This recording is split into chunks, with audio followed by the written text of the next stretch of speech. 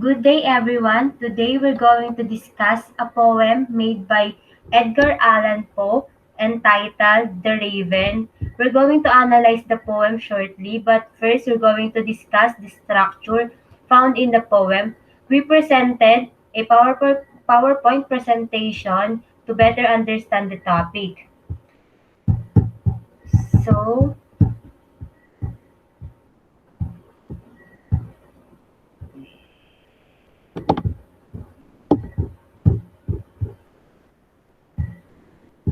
The Raven by Edgar Allan Poe.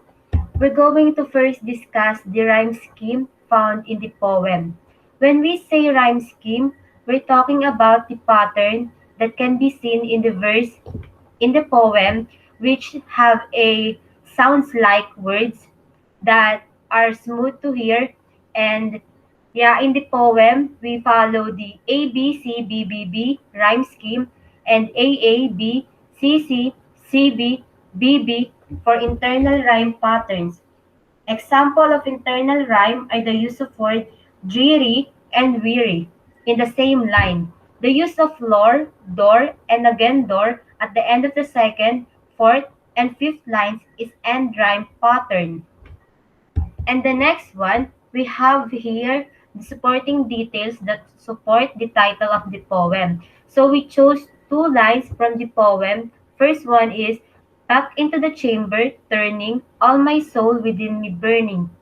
This line or the verse tackles about the narrator, which the narrator were described as the one who's in mournful and mourning by the death of his loved ones.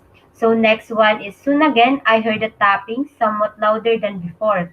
This one tackles about the raven that keeps on bothering the narrator or the character in the poem.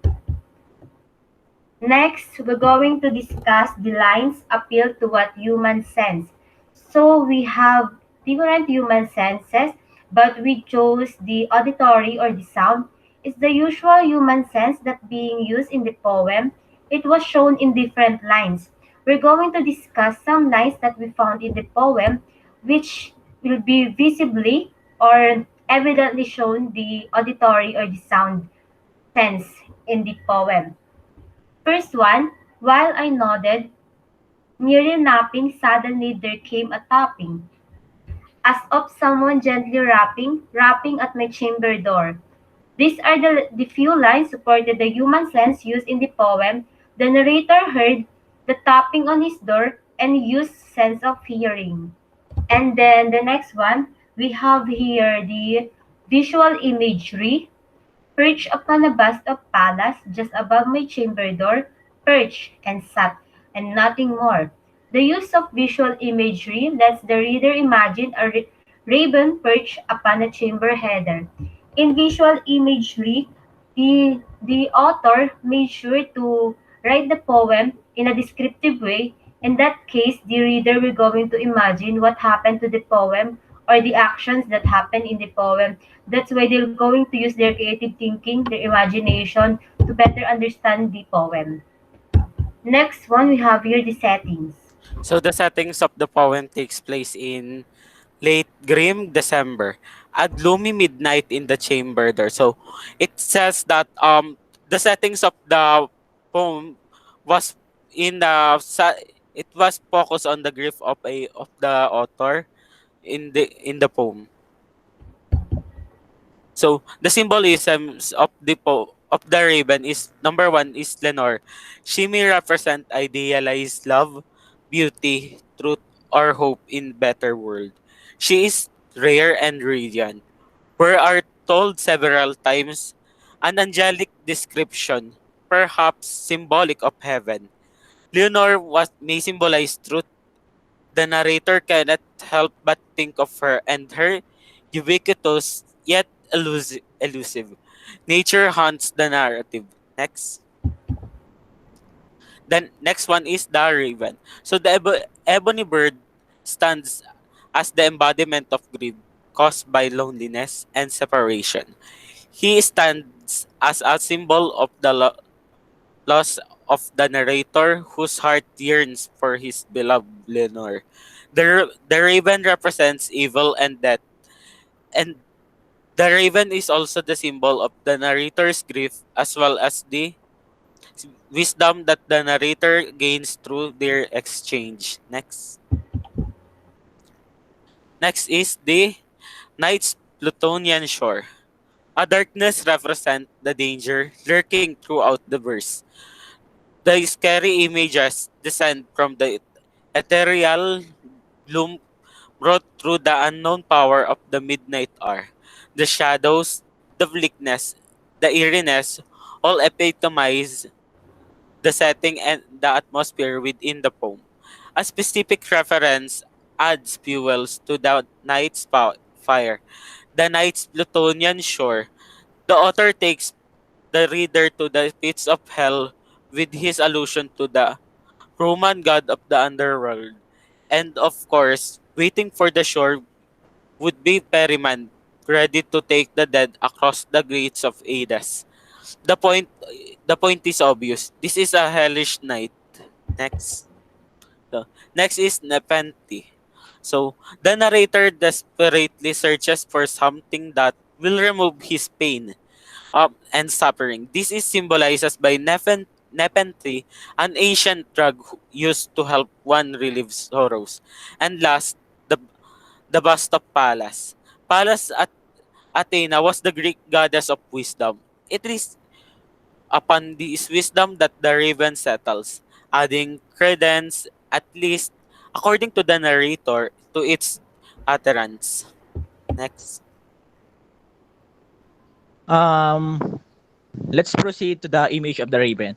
The image says that Poe has skillfully used imaginary to create image of the feeling of pain, horror, and grief while reading the poem. The following praises the silken, sad, uncertain, and the rustling of each curtain are the best example of imaginary. Next one. Let's proceed to the figurative language. The first one is the metaphor.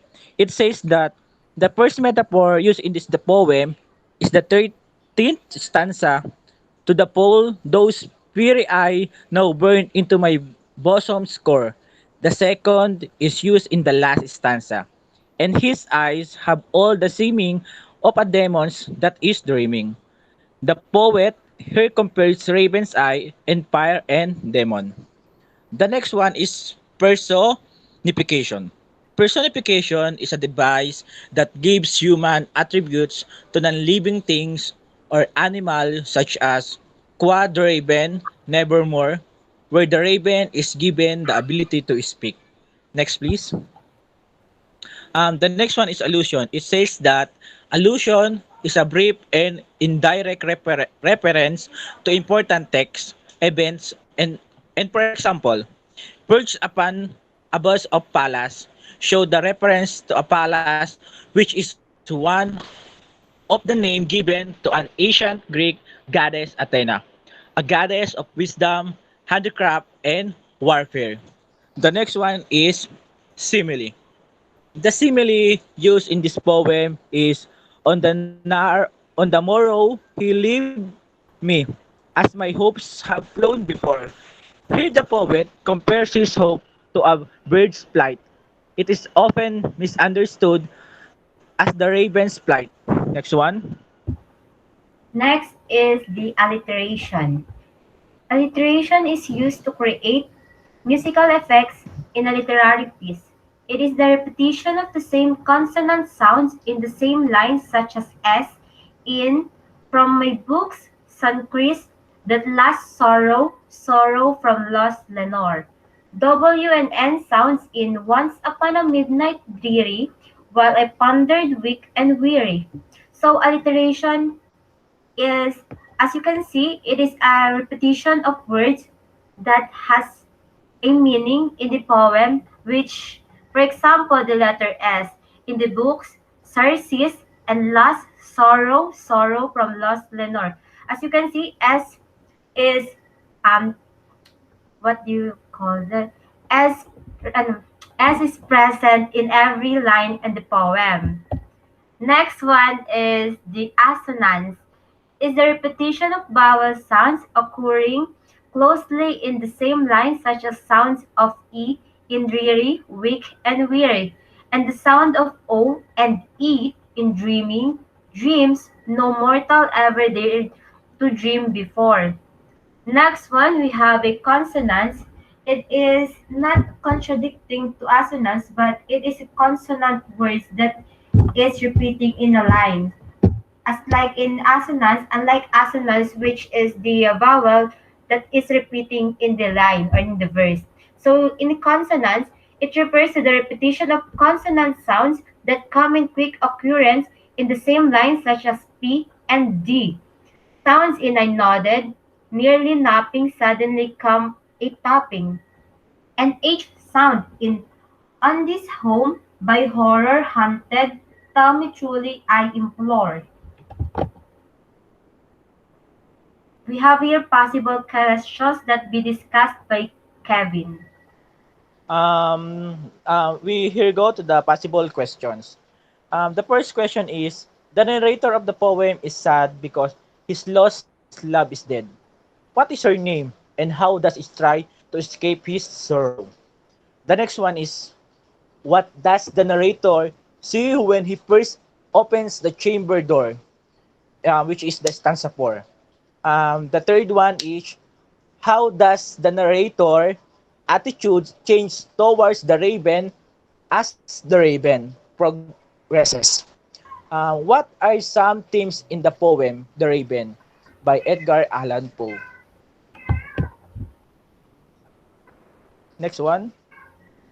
So the conclusion of this poem that Edgar Allan Poe's The Raven show how miserable his life is. He used the raven as a portrayal because the raven itself was symbol of grief, especially that it represented mournful and never-ending remembrance. The raven foretells what Edgar Allan Poe felt after his wife passed away. Next.